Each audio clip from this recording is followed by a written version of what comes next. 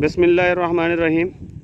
इस वीडियो में हम आपको दिखा रहे हैं कि मल्चिंग पर किस तरीके से सुराख किए जाते हैं। ये माशाल्लाह फार्मर है, सुराख कर रहा है।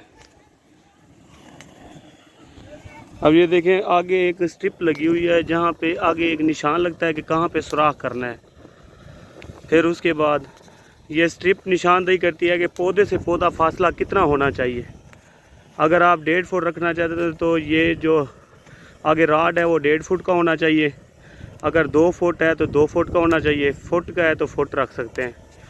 लेकिन ये जो ये चल रहा है, ये गैस पर चल रहा है, साथ ये सिलेंडर है और साथ ये बर्नर लगा हुआ है। ये देखें,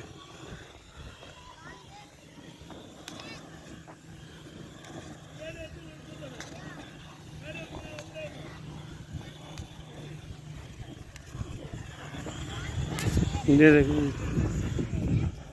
फिर ये पानी लगा देंगे, इसके पानी लगा के फिर इसके पौधा शिफ्ट करेंगे वत्तर पर।